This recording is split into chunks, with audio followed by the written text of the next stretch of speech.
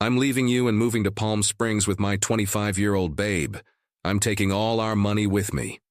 The text came through at 3 a.m. local time in the Persian Gulf, right after I'd finished a 14-hour shift on the rig. My name is Miles Harrington. I'm 52 years old and have spent the last 27 years working oil platforms across the world. My hands were still greasy when I opened the message from Krista, my wife of 18 years. I stared at my phone screen as another message appeared, a screenshot of our joint account balance showing zero to where $142,000 should have been. She'd added a little kiss emoji, like this was cute somehow. I didn't throw my phone, didn't punch a wall, just sat on my bunk in the cramped quarters I shared with 2 other riggers and typed, "Sure, good luck." Then I turned my phone off and went to take a shower. The guys noticed something was off the next day when I skipped breakfast and went straight to work. Jackson, my second in command, kept glancing over during safety checks, but knew better than to ask. We had 16 workers depending on us to keep this floating metal city safe and operational. Personal problems stayed personal. During lunch break, I checked my email. Krista had already filed for divorce and claimed I'd abandoned the marriage by working overseas too much. She'd hired a lawyer named Bradley who specialized in high-asset divorces. They were requesting spousal support based on my excessive income. She even had the nerve to add that her emotional support partner was now living in our house in Odessa. I closed my laptop and went back to work, didn't mention it to anyone. That night, I wrote one email, not to Krista, but to my cousin Brendan, an accountant in Houston. "Time to activate Protocol Winter," I wrote. That was our code phrase from years back, no explanation needed. 3 minutes later, his response, "Already on it, don't respond to anything until you're stateside." I had 2 more weeks on this rotation, 2 more weeks of 12-hour shifts in 110-degree heat, while the life I thought I had dissolved back home. The guys would have understood if I'd asked for emergency leave, but what would that accomplish? Better to finish the job and draw the paycheck. When I turned in that night, the rig supervisor Vincent stopped by my quarters. "Everything stable?" He wasn't just asking about the drilling operation. "Everything's under control," I replied. And it was. More than Krista would ever know. I met Krista 19 years ago at my buddy's fishing supply store in Odessa. She was 31 then, working the register, full of jokes about city folks who thought catching bass was complicated. I was 33, already 10 years into oil work, home between contracts and helping my friend stock inventory. We got married 11 months later. Fast, but it made sense at the time. I'd already built a good life, owned my house outright from a lucky investment in a small producer that got bought out, had a steady career path on the international rigs. She said she admired my stability, my focus. I admired her spirit, the way she could talk to anyone. The rotation schedule was always the challenge. 2 months on, 1 month off in those days. But the money was exceptional. I could earn in 6 months what most people in our town made in 3 years. We agreed it was worth it. She'd hold down the home front. I'd build our future. Around year 12, the first cracks appeared. Small things. Complaints about missed birthdays, questions about whether I really needed to take the Saudi contract, comments about how her friends' husbands were always around for dinner parties. Looking back, I should have seen it. The year I turned 47, she stopped asking when I'd be home, stopped sending photos of what she was doing. Our video calls got shorter, but I dismissed it as the natural evolution of a long-distance marriage, comfort replacing excitement, routine replacing uncertainty. Last Christmas, I came home to find she'd redecorated our entire house without mentioning it. New furniture, new paint, new everything. When I asked about it, she just said, I needed a change. I didn't ask what kind of change she meant. 2 months ago, I noticed transfers from our joint account to one I didn't recognize. House repairs, she explained. The foundation needed work. I drove by the house before leaving for this rotation. No sign of construction, but there was a black Audi I'd never seen parked in our driveway. 4 weeks ago, she stopped answering my calls altogether. Just texts saying she was busy with a new project. I almost flew home early then. Instead, I convinced myself to trust my wife of 18 years. 3 days ago, Our neighbor Harold sent me a photo of a moving truck in front of our house. "Thought you should know," was all he wrote. I didn't reply, just waited. Sometimes the best thing a man can do is nothing at all. Sometimes the truth reveals itself. I finished my shift the day after Krista's text and headed back to my quarters. The satellite phone rang. It was Brendan. "You sitting down?" he asked. "Just tell me." He didn't sugarcoat it. "She's been planning this for at least 14 months. Regular transfers to a separate account under her maiden name. Started small, 2,000 here, 3,000 there. Then bigger amounts over the last 90 days. Total of $214,000 moved, not just the $142,000 from your joint account." The room seemed to tilt sideways for a moment. That was significantly more than what showed in our joint savings. "There's something else," Brendan continued. "She changed your beneficiary designations on the life insurance policy 6 months ago, and she took out a $40,000 home equity line of credit against the house. Forged your signature on that one." I sat on the edge of my bunk, suddenly aware of the deep hum of the rig's generators beneath me. 18 years together. Nearly 2 decades of life shared, and she'd been methodically erasing me from it piece by piece for over a year. "The guy?" I finally asked. "Devin Forrester. 25, like she said. Former personal trainer. No significant employment history in the last 3 years. 3 previous relationships with women over 45. Each ended within 18 months. I didn't need the pattern spelled out. "And miles," Brendan's voice dropped lower. "There are credit card charges for 2 one-way tickets to Palm Springs, dated for next Tuesday." That was 3 days from now. She hadn't just left me, she was disappearing, trying to vanish with everything before I even made it home. I hung up and sat in the darkness of my quarters for a long time. Didn't turn the lights on, just sat there, watching memories rearrange themselves in my mind like puzzle pieces falling into a different picture. The late-night phone calls she'd take outside. The sudden interest in fitness 3 years ago. The complaints about money despite our comfortable savings. What hit me hardest wasn't the betrayal. It was the planning. The calculated, patient dismantling of our life while smiling to my face, while accepting the money I sent home, while telling me she missed me. Something shifted inside me then. The hurt crystallized into something harder, colder. I walked to my locker and pulled out my laptop. Accessed the email account only Brendan and I knew about. Logged into the holding company we'd established 8 years ago after I watched a colleague lose everything in a divorce. Winterlight Holdings, my grandmother's maiden name, and the creek running through our property combined. The account balance loaded, $1.6 million. I'd been diverting 70% of my income there for 8 years. Legal, declared on taxes, but separated from our marital assets through the corporate structure Brendan had designed. I sent a single email to my lawyer in Houston. Proceed with Operation Cold Return. Then I closed my laptop and went to the mess hall for coffee. For the first time in days, I felt hungry. I landed in Houston 38 hours after my rotation ended. Brendan met me at the airport, handed me a burner phone and a folder of documents. "She's been calling your regular number nonstop since yesterday," he said as we walked to his car. "The bank froze the account she transferred the money to. Standard procedure for large, unusual movements. They're requesting you come in person to verify." She doesn't know I'm back. No one does except me and Thomas. Thomas was my lawyer. But that's not the most interesting development. He pulled out his tablet and showed me a series of text messages. They were between Krista and someone saved as D. I skimmed through them, plans for their new life, jokes about me working overseas while they spent my money, details about the house they'd already put a deposit on in Palm Springs. But one exchange from 2 days ago caught my attention. Krista, bank froze the money. Need Miles to verify in person. What do we do? D, he's still on the rig for 10 more days. Tell him there's an emergency with your mom. Get him to authorize you to handle it. You're still his wife. Krista, he's not answering my calls. D, try harder. We need that money before the house closing next week. Or we need to look at Plan B. Krista, I'm not comfortable with Plan B. D, it's just insurance money. He works a dangerous job for a reason. People have accidents all the time.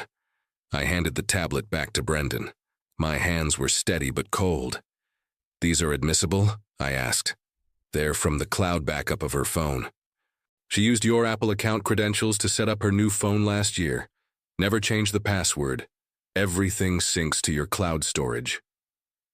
We drove straight to Thomas's office. He'd already prepared divorce papers, a criminal complaint for the forgery on the home equity loan, and an emergency motion to freeze all assets. There's a complication, Thomas said once we were seated. She's filed a domestic violence claim against you yesterday. Says she left because of ongoing emotional abuse and financial control. Claims she was in fear for her safety. That's absurd, I said. I've been 6,000 miles away for the past 7 weeks. Doesn't matter. It's a tactic to gain sympathy with the judge and justify taking the money. Her lawyer's pushing for an emergency hearing tomorrow to get a restraining order against you and exclusive use of the house. So she wants to ban me from my own property while her boyfriend lives there? Thomas nodded. And there's more. The home equity loan, she already spent it. Transferred it to an LLC registered to Devon Forrester 3 days after receiving it. I took a deep breath. Options? We counter-file immediately. Fraud, forgery, alienation of affection, criminal conspiracy based on those text messages. We request an emergency freeze on all her accounts and the LLC. And he slid a document across the desk. We file this. I looked down at the paper. Motion to dismiss domestic violence claim with evidence of perjury. What evidence? Thomas smiled thinly. Your location data from your company's security badge shows you've been on that oil platform for 7 continuous weeks. Your passport entry and exit stamps confirm it, and I subpoenaed your phone records showing all calls between you two for the past year. Nothing suggesting arguments or threats. I signed where indicated. One more thing, Thomas said. We need you to appear surprised when she's served. She can't know you're back yet. For now, you're still officially at sea. I nodded. I can do that. As I left Thomas's office, my phone buzzed with a text from Krista to my regular number. Please call me. It's an emergency. I need you. I didn't respond. The trap was set, but not by her. I stayed at Brendan's place that night, sleeping better than I had in weeks. The next morning, I logged into the security camera feed for our house in Odessa, a system I'd installed 3 years ago and maintained remotely. Krista had either forgotten about it or assumed I couldn't access it from overseas. The footage showed a young man lounging by the pool, our pool, drinking from my collection of whiskey and wearing what looked like my old college sweatshirt. He was on my phone with someone laughing, feet up on the outdoor furniture I'd built by hand. While I watched, Krista came into frame. She looked anxious, pacing as she talked. I couldn't hear the audio, but her body language was clear. Things weren't going according to plan. Brendan came in with coffee. You should see this, he said, opening his laptop. He'd spent the night diving deeper into Devon Forrester's background. What he found changed everything. He's done this before, 3 times. Brendan turned the screen toward me. Each time, same pattern. Meets a woman, usually married, always financially stable. Relationship develops. Woman leaves husband, taking whatever money she can. They move away together. Within 18 months, he disappears with whatever's left. The screen showed news articles, court records, social media posts. 3 women across 5 years. All left financially ruined. One still paying off credit card debt Devon had accumulated in her name. There's more, Brendan said quietly. He was briefly a person of interest in the death of his second girlfriend's ex-husband. Suspicious car accident 6 weeks after the divorce filing. Man went off a cliff on a road he'd driven for 20 years. No charges were ever filed, but the implications hung in the air between us.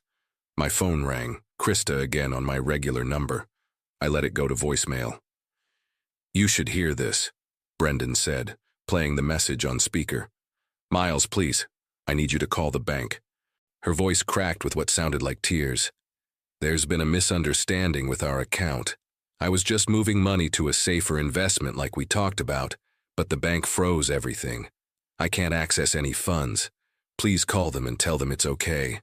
I'm really scared. We talked about no such thing. The performance was convincing. I'd have believed her 2 weeks ago. She's desperate, Thomas said when we met him for lunch. The house closing in Palm Springs is in 5 days. They need that money. What's our next move? I asked. The emergency hearing is this afternoon. Judge Winters is presiding. She has zero tolerance for false domestic violence claims. We have your documented alibi ready. And the bank funds? We've filed to have them returned to you exclusively, but there's something else you should know. Thomas slid a folder across the table. Your neighbor Harold sent these to my office this morning. Inside were photos of furniture being loaded into a moving truck. My furniture. Family heirlooms. Things that had been in my family for generations. They're clearing out the house, Thomas confirmed, planning to disappear whether they get the bank money or not. I closed the folder and handed it back. Change of plans. Both men looked at me. I want to go home. That's not advisable before, Thomas began. Not to confront them, I clarified. To watch, from Harold's place. I want to see this with my own eyes. Brendan and Thomas exchanged looks, and I want to be there when they're served. Not hiding behind legal papers. I want Krista to see my face when her world collapses. Thomas nodded slowly. I'll arrange it. As we left the restaurant, a text came through on my burner phone. It was from Harold. They're packing your grandfather's desk now, the one you restored. Thought you'd want to know. Some thefts go beyond money. Some betrayals cut deeper than others. This had just become personal in an entirely new way. The 6-hour drive to Odessa gave me time to think. Thomas arranged for the sheriff to serve papers at 9 a.m. the next morning. Brendan set up surveillance from Harold's house across the street, where I'd stay overnight. Everything was in place. Harold greeted me with a silent handshake when I arrived just after midnight. He was a retired petroleum engineer who'd worked rigs himself for 30 years. No explanations needed. She has no idea you're watching? I asked once we were inside. None. They've been busy packing all day, loading the good stuff, leaving the rest. He pointed to his front window, which had a clear view of my driveway. 2 moving trucks came and went, big ones coming tomorrow morning for the last load. I nodded, processing the information. Anyone else been by? Some woman with a clipboard yesterday. Looked like a real estate agent. That was unexpected. They're selling the house? Listing it, looks like. Saw her taking pictures. I called Thomas, who promised to check property records first thing in the morning. At 3 a.m., unable to sleep, I sat at Harold's kitchen table reviewing the documentation Brendan had prepared. Bank records showing Krista's systematic draining of our accounts. Phone records revealing hours of calls to Devon going back over a year. Credit card statements showing hotel charges in our own town on days she claimed to be visiting her sister. There was a cold clarity in seeing the evidence laid out. Not just a momentary betrayal, but a calculated extraction. A deliberate dismantling of everything we'd built piece by piece. By sunrise, Thomas had texted confirmation. Krista had listed our house with a real estate agency 2 days earlier. Asking price was 30% below market value, priced for a quick sale. She'd forged my signature on the listing agreement. At 8:30 a.m., I watched from Harold's kitchen window as Krista and Devon loaded the last items into Devon's black Audi. Small valuables, easy to transport. My grandmother's silver picture frames, the antique watch my father had given me before he died. At 8:45 a.m., a large moving truck pulled up. 3 men got out and approached the house, right on schedule. At 8:55 a.m., an unmarked car parked directly behind the moving truck, blocking it in. 2 sheriff's deputies and a woman in a business suit emerged. Thomas had sent a court officer along with them. It's time, I said to Harold. I walked across the street as the deputies approached my front door. Krista answered, her expression shifting from irritation to confusion as the officers identified themselves. Mrs. Harrington, we have paperwork to serve you and the gentleman on the premises. I stayed just out of sight, watching from the edge of the driveway as the color drained from her face. She called for Devon, who appeared behind her, his arms sliding possessively around her waist. That's when I stepped into view. The look on Krista's face was one I'll never forget. Shock giving way to fear, then calculation. Devin just looked confused. "Miles," she whispered, "you're supposed to be on the rig." "Surprise," I said quietly, nodding to the deputies to proceed. They handed over the stack of documents. Emergency restraining order against them, freezing of all assets, criminal complaint for forgery, nullification of the home listing, and notice of divorce proceedings citing fraud and criminal conspiracy. "You can't do this," Devin spoke up, puffing out his chest. "She's afraid of you. We have a domestic violence claim." "Dismissed this morning by Judge Winters," I interrupted. "Hard to abuse someone from 6,000 miles away. The judge was particularly interested in the text messages discussing your Plan B involving my insurance policy." His face went slack. Krista stepped forward, tears already forming. "Miles, this is all a misunderstanding. I was just saving our documents," I finished for her, gesturing to the moving truck. "Protecting our assets by emptying our house, planning our future by selling our home without telling me." She had no answer for that. "You have 30 minutes to remove personal items only," the court officer stated. "Clothing and toiletries. Everything else stays pending court inventory." As they went inside under supervision, I turned to walk away. "Where are you going?" Krista called after me. I didn't look back. Home. The hearing took place 3 weeks later.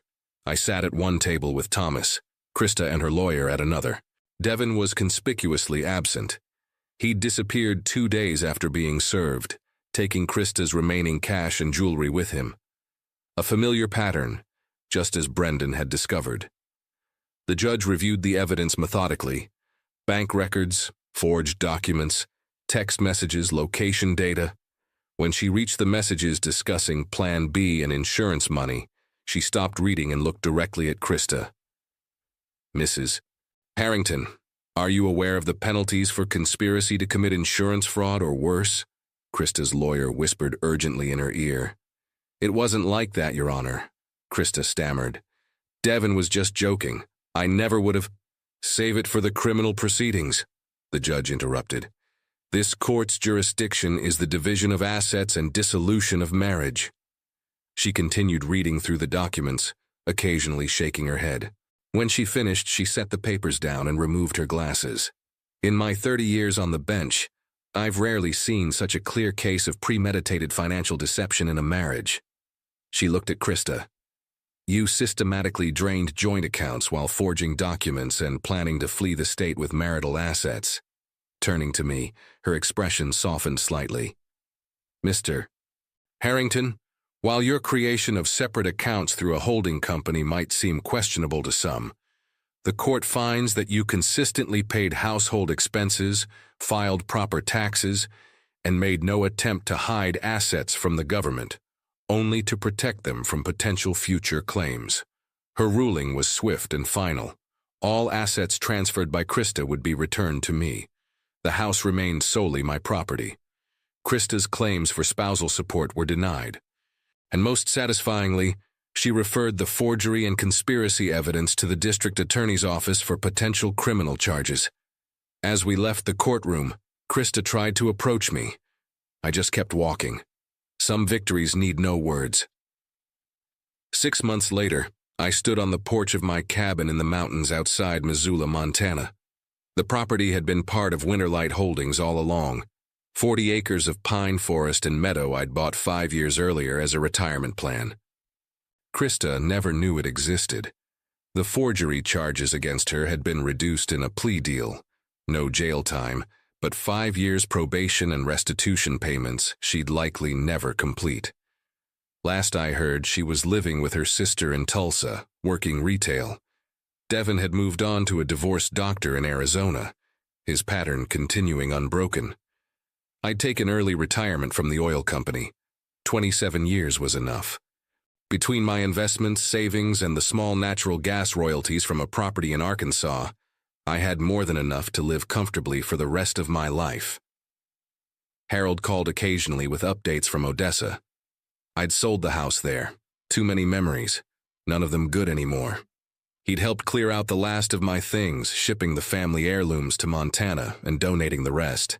The afternoon mail brought an envelope from Brendan, final paperwork showing the dissolution of Winterlight Holdings. Its purpose was complete. Assets transferred, taxes paid, a chapter closed. As the sun set behind the mountains, I poured a glass of bourbon and sat on the porch swing I'd built that summer.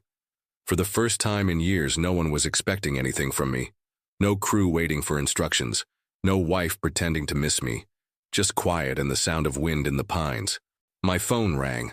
A new project manager at a Canadian oil company offering a consulting position. Good money, minimal travel, just sharing expertise I'd accumulated over decades. I'll think about it, I told him. And I would, but not tonight. Tonight was just for me, for the peace I'd earned, for the life I was finally living on my own terms.